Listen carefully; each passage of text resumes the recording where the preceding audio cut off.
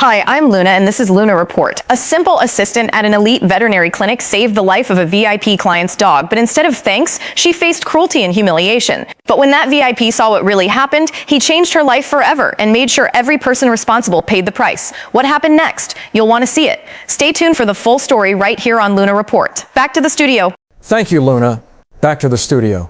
And we begin. At Creswell Animal Medical Center in Los Angeles, a vet clinic so prestigious it was sometimes mistaken for a boutique hotel, the patients arrived in tinted SUVs with handlers and diamond-studded collars. Their names were printed in gold on lavender medical folders: Bambino Del Mar, Coco Arugula, Sir Peebles III, and their treatments were curated like spa menus. The clinic floor was polished marble. The receptionist wore Gucci scrubs. The waiting room smelled like eucalyptus oil and pedigree shampoo. Jade Reyes, 23, unlicensed assistant, was wiping down the exam table with a lemon-scented cloth.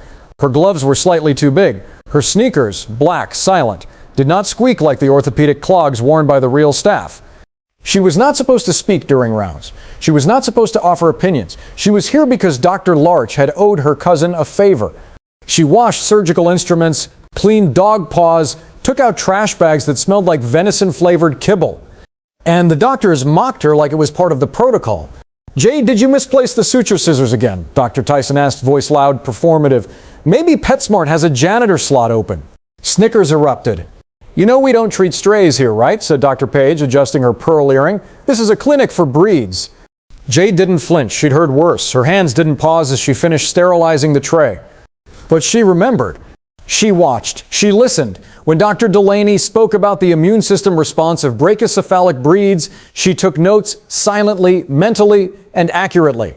Jade's father had been a vet in a low-income Riverside neighborhood. She'd sat beside him as a child, legs swinging off the chair, watching him diagnose pit bulls with mange and rescue cats with kidney failure. When he died, there'd been no insurance, no scholarship fund, just a garage full of old medical books and his words in her memory: "Watch how they breathe, it always tells the truth." So when they wheeled in the golden Labrador Briggs, owned by a venture capitalist whose Malibu villa had its own koi pond, the staff switched to high alert. "He's the family's everything," the handler said, eyes wet. "He hasn't eaten in a day." Dr. Tyson flipped through the test results. "It's poisoning," he declared. "We'll prep for anesthesia, surgery in 30. Everyone moved like a pit crew, except Jade. She stood quietly by the corner, holding Briggs's blood panel in one gloved hand. Her brow creased. She'd seen those markers before. Not in poisoned dogs. In dogs with a rare immune-linked internal allergy, a breed-specific condition. Anesthesia in that state, fatal. She hesitated only a moment. Then she walked to Dr. Tyson, voice low but steady. "It's not poisoning," she said. "If you put him under, his heart will stop." He blinked, turned, then burst out laughing. "You're adorable. What did you say your credentials were? Trash technician level 2? Behind him, Dr. Page smirked. "Back to table wiping, sweetie. We've got real medicine to do." But Jade didn't move. The handler, Brett Renshaw III, hedge fund magnate, looked up sharply. "You disagree?" he asked, his voice a blade. Jade turned to him. Her eyes didn't waver. "I'm just the assistant," she said, "but I can see how he's breathing. I've seen this before. You give him gas, he won't wake up." The room froze. Tyson scoffed. "Sir, please." But Renshaw held up a hand. "Give her 5 minutes." 5 minutes. That was all she had. The surgical team hesitated, glancing at Renshaw, then at each other. Jade stepped forward, calm but fast. Her hands didn't shake. She moved with the precision of someone who had seen death before and remembered how it looked in the eyes. Slow, confused, frightened. She knelt beside Briggs, the Labrador, and whispered his name. His tail thumped once, weakly. "Still responsive," she murmured. "Good boy." Dr. Tyson rolled his eyes so hard it looked painful. "This is absurd. His creatinine levels are off the charts. This mutt whisperer is going to get us sued." Renshaw didn't blink. "She's not guessing. You are." Jade opened the cabinet where the emergency meds were kept. Not the primary shelf, the second row, the one the night staff never touched. She selected a vial of hydroxyzine, a mild antihistamine rarely used in acute cases. Then she drew saline, a small dose of prednisone, and a stabilizing injection for adrenal function. "No IV sedation," she muttered. "Not yet." Tyson barked. "That protocol doesn't make sense." "It's not a protocol," Jade replied, her voice low but fierce. "It's instinct." She swabbed Briggs's foreleg, found the vein with practiced speed, and administered the injections. Then she placed a stethoscope on his ribs, listened. The lab's breathing, ragged and shallow, began to slow. His chest stopped jerking. The rabs softened. A minute passed, then another. Jade didn't look up, but the tension in the room did. Staff who had been frozen behind clipboards now edged closer. "Wrist rate's normalizing," someone whispered. Dr. Page frowned at the monitors. His temperature's leveling out. "He's stabilizing?" another tech asked, her voice barely audible. Tyson crossed his arms, red-faced. "Coincidence." Renshaw stared at the dog. "That's not what coincidence looks like." Briggs opened one eye, a soft, watery blink. Then he licked Jade's wrist. The silence in the room was a roar. Jade stood up, slow, steady. She didn't gloat, didn't smile. She removed her gloves, dropped them in the bin, and walked back to the sink to wash her hands. Behind her, the surgical lights were shut off. The tray was wheeled away. And Dr. Tyson muttered something under his breath. Something clipped and cold, but even he didn't believe it anymore. 24 hours later, Briggs was sprinting across Renshaw's lawn like nothing had ever been wrong. That morning, a call came to the clinic. Then another. Then 10. Each one asked the same question. "Is Jade working today?" By noon, the front desk was overwhelmed. Calls poured in, not for appointments, but for her. "We'll reschedule when Jade's available," one woman said flatly, refusing a senior surgeon. She's the one who listened. Reception tried to explain. "She's just an assistant." But the phrase rang hollow. Clients pushed back. Emails rolled in with subject lines like "Jade only," "referred by Renshaw," and "the one who saved Briggs." The receptionist, Kimmy, barely kept her voice level. "Let me check her schedule," she repeated, eyes flicking nervously toward the back hallway where Jade was mopping the floor, oblivious. Dr. Page slammed the chart on the counter. "This is ridiculous. One fluke, and suddenly she's the new Dr. Doolittle." "She didn't fluke," muttered Donnie, a tech from night shift. "She noticed what none of us did." The clinic director, Dr. Adrian Cross, returned from a week-long symposium just in time to hear the story from 5 different angles, none of them flattering to his senior staff. He reviewed the footage, watched the exchange, watched Jade deliver the injection with the confidence of someone who'd been trained by necessity, not license. He didn't say a word, but at 3:17 p.m., he entered Jade's name into the internal credentialing review portal. By 3:25, a clinic-wide email was sent.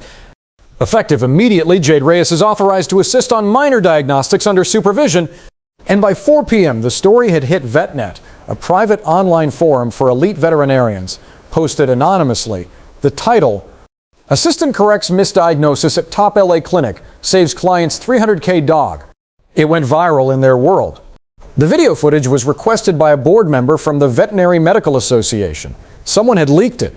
In the break room, Tyson was silent. Paige sat alone, scrolling her phone like it owed her revenge. The rest of the staff kept glancing at Jade, no longer invisible but radioactive. She noticed. She always noticed. But Jade kept wiping down tables, filling syringes. Quiet, efficient, unbothered, until the door swung open at 4:42 p.m. Renshaw entered, dressed in jeans and a hoodie, his Labrador trotting happily at his side. He carried an envelope. Everyone looked up. He didn't address the doctors. He didn't even glance at them. He walked straight to Jade. "This is for you," he said, handing her the envelope. Jade looked down at it, confused. "I'm not tipping you," he said, voice level. "That would be an insult. I'm funding you." Her brows lifted slightly. "To open your own clinic," he added. "You've got what none of these people do, instinct. No amount of degrees can teach that." Behind her, a tray clattered to the floor. The tray clatter echoed like a gunshot. No one moved. Dr. Page stood by the sink, jaw locked, her gloves still halfway on. Dr. Tyson was frozen near the vitals monitor, lips pressed into a pale, bloodless line. No one said a word as Renshaw calmly patted Briggs on the head and turned to leave. Before he did, he glanced back once, just once, and said to the room, "Next time you feel like laughing at the quiet one, maybe remember she's the reason your clinic's name isn't on the front page of a malpractice suit right now." Then he left. The glass doors clicked shut behind him and silence roared in his place. Jade looked at the envelope in her hands. It felt absurd, thick, too heavy, her name handwritten in firm strokes. She didn't open it. Not here. She placed it in her locker, washed her hands, and returned to wiping down a paw print on the floor. But something in the clinic's air had shifted. Not just tension, fragility. The hierarchy, once concrete, now felt brittle. Whispers flared like sparks in dry grass. "Did you see the video? It's everywhere." She didn't even go to vet school. She was right, though. "You think Renshaw's serious?" Word is he's already looking at properties under her name. At 5 p.m., Dr. Cross summoned Jade into his office. The room was lined with awards, mahogany desk, 2 leather chairs that no assistant had ever been invited to sit in. He gestured toward one. She hesitated, then sat. He studied her for a long moment. Do you know how many lawsuits that injection could have triggered? Yes, she said simply. And you did it anyway. Yes. He leaned back, studying her. You were right, he admitted. Your judgment saved the clinic, saved that dog. You could have been wrong. I wasn't, she said. Silence. He tapped his pen. You've been here, 10 months? No degree, no certification, barely a resume. I have experience, she said, not on paper. He nodded slowly. Then let's talk about what comes next. But he didn't offer mentorship or enrollment support or even a raise.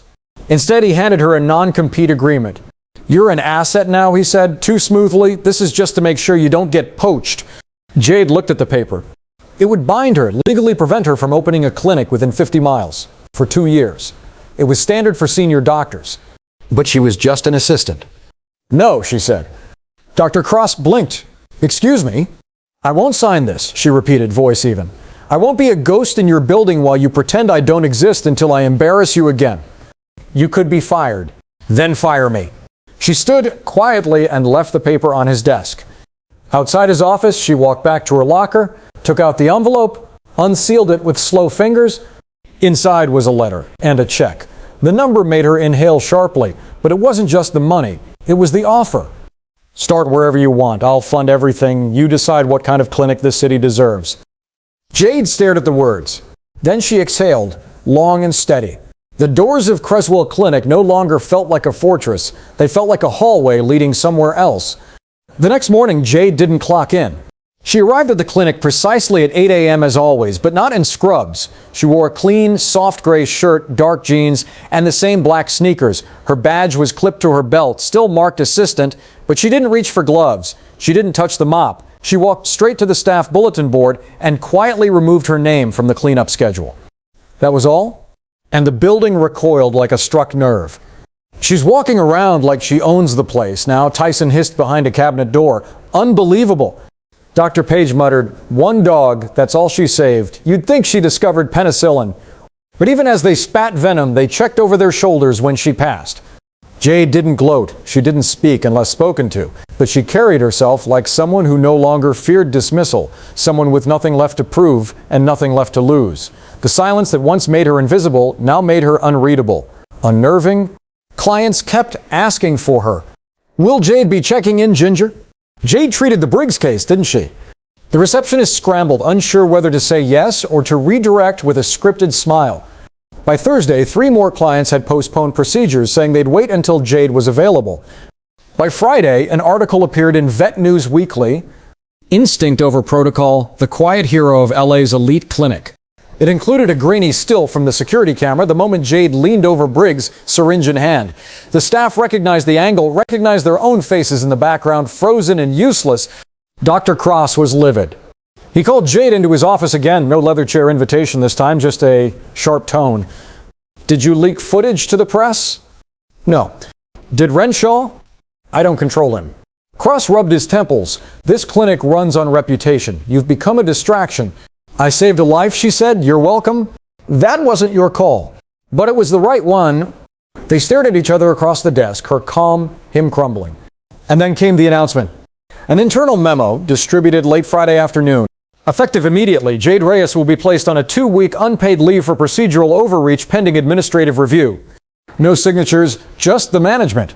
No one dared look her in the eye as she left. Not even the techs who had once whispered about her calm. But every pair of eyes followed her as she walked to the exit, collected only her locker key, and left the building in complete, terrifying silence. She didn't slam the door. She didn't need to. The clinic was quieter without her.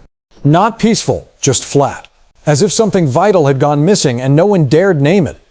In the break room, conversations stalled. Appointments thinned. A few longtime clients canceled without explanation. Dr. Cross held emergency meetings with PR. Dr. Tyson took over Jade's tasks with a sour expression, muttering under his breath about ungrateful amateurs. But it didn't help, because outside the clinic, a different narrative was taking root. The VetNet post had been picked up by a major blog, then a podcast, then a radio segment. By Monday, Jade Reyes was trending in niche veterinary circles under the tag Instinct Matters. A well-known animal behaviorist tweeted, "This Jade story reminds us, medicine isn't only about machines, it's about noticing. Respect to her." Within a week, several former Creswell clients were seen visiting smaller, local clinics, ones with humbler reputations but warmer staff, places that listened. And while Creswell tried to ignore the shift, the front desk started seeing more blank time on the calendar than bookings. Meanwhile, in a quiet cafe on Pico Boulevard, Jade sat with a cup of tea and a legal pad. On it, a list of names, not breeds, not donors, strays, mutt rescues, overlooked seniors, clients who couldn't afford the marble floors of Creswell, but who loved their animals with trembling hands and empty wallets. She remembered them all. Renshaw had sent a second letter. No pressure, it said. No strings. But if she needed a property scout, a contractor, or a designer, they were on call. The offer was real. And Jade was thinking about what kind of place she could build, not for glamour, not for clicks, but for trust. A place where instinct mattered as much as title, where dogs didn't need bloodlines to be seen, where assistants didn't need permission to care. She visited a vacant building in Echo Park, former bakery, high ceilings, good bones. A little worn, but the light came in just right in the back hallway. She stood there in the dust, arms folded, imagining exam tables, a warmth-only policy for surgical prep, and a sign above the door, "We don't save reputations, we save lives." That night her phone buzzed, a message from Danny, the night tech. "They're collapsing without you." Tyson's fuming. Paige botched a dosage. 3 clients walked out, just thought you'd want to know. Jade stared at the screen, then turned the phone over. She wasn't going back. Not to prove a point, but because the point had already been made. 6 weeks later, a sign appeared above a narrow building in Echo Park. Jade Vet Sanctuary. No grand opening, no press release. Just a simple post on a community board. Now accepting walk-ins. No judgment, no breed bias. Emergency cases prioritized. Inside, the floor was sealed concrete, scrubbed by hand. Exam tables were repurposed from a closed Tech Campus health clinic. The reception desk was a salvaged butcher's block, sanded clean. The walls were soft green. The scent was lavender and antiseptic. No marble. No gold folders. Just warmth. The first day, 3 clients came. Then 7 the next. By the end of the second week, the wait list reached 40 names, some from the neighborhood, some who'd driven across the city. Jade treated them all, a pit bull with a nail embedded in his paw, a rescue cat seizing from flea treatment toxicity, an old greyhound losing weight with no diagnosis. She didn't wear a white coat, just soft sneakers and gloves. Her badge now read, Founder. And yet news found her. A photo surfaced online, Jade crouching beside an elderly schnauzer, gently holding his muzzle while he was given fluids. Someone had taken it through the front window and posted it with the caption, "This is what care looks like." It went viral. Meanwhile, back at Creswell, the fallout was slow and steady. Clients kept leaving. Donors paused their pledges. And then finally the board intervened. Tyson was suspended after a formal complaint from a misdiagnosed case went public. Paige resigned quietly. Staff turnover spiked. Dr. Cross was demoted, then replaced. And in a bitter twist of irony, a recruitment email was sent out to former staff to help stabilize the clinic. Jade received one. She didn't reply. Instead, she was helping a girl named Miriam, 16, nervous, brilliant, who had shadowed her every day for 2 weeks. "She's allergic to the new antibiotic," Jade said softly, pointing at a chart. "See the hives?" Miriam's eyes lit up. "I didn't even notice." "You will," Jade said. "You're watching now." Later, Renshaw visited. Not with cameras, not with lawyers, just with Briggs, tongue out, tail thumping. "You built it," he said, glancing around the clean space. "You really did." "I didn't build a clinic," Jade replied. "I built the place I wish had existed for me." He nodded. "And for a lot of others, too, it seems." Outside, a new sign was being installed under the main one. Carved in simple wood. "Here, we don't laugh at those who are silent, because they are the ones who hear more." By the end of the second month, Jade Vet Sanctuary was being talked about in places Jade had never dreamed of entering. The Los Angeles Tribune ran a headline, "The assistant who redefined veterinary care." A nonprofit vet coalition in San Diego sent an invitation for Jade to speak. A radio show left a voicemail requesting an interview. And emails came in from rural clinics, community shelters, even from a veterinary school in Colorado, asking if she would consider creating a training module. Jade didn't answer right away, not because she was unsure, but because she was busy. Busy stitching a torn ear on a stray found near the train tracks. Busy ordering used x-ray equipment with funds scraped together from Renshaw's donation and a small but steady trickle of donations from grateful clients. Busy mentoring Miriam, who now shadowed procedures with a confidence that grew daily. But mostly, Jade was listening. Every day, every patient, every subtle twitch, wheeze, limp, or wince, she was always watching, always remembering. Meanwhile, something unexpected happened. Clients began sending in stories, not reviews, testimony. My previous vet said it was hopeless. Jade saved him. Other clinics wouldn't take us because she's half pit. Jade welcomed her. Jade didn't look at my wallet. She looked at my dog. She posted them on a wall near the front desk.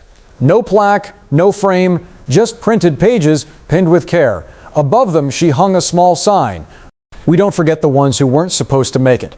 On a quiet Wednesday afternoon, two men in suits walked in. They wore Crestwell Clinic badges. One held a manila envelope. We're here on behalf of Dr. Cross, he said, avoiding eye contact. Jade looked up from the front desk. He doesn't work there anymore. Yes, the man said. Awkward. Well, the board is interested in resolving tensions, perhaps inviting you back in a consulting role. There's a public relations angle. Jade didn't laugh. She simply said, "You want my name to clean your reputation." They didn't respond. You laughed at me when I was mopping your floors. I won't mop your headlines now. She handed the envelope back. Behind her, a brindlemutt barked twice, impatient. Jade turned away without another word. That night, her sanctuary received a package. Inside, a simple plaque, no sender, just an engraving. To the one who reminded us that medicine isn't a hierarchy, it's a responsibility. Jade held it in her hands for a long time. Then she placed it behind the counter, next to a jar of lollipops and a cracked photograph of her father holding a puppy. Late one afternoon, a silver Jaguar pulled up outside Jade Vet Sanctuary. A woman stepped out. Designer heels, manicured hands, a coat that looked like it belonged in a Milan showroom. The name tag on her blouse read, Dr. Paige Henley. She paused before the glass door as if debating whether to enter. Then she did.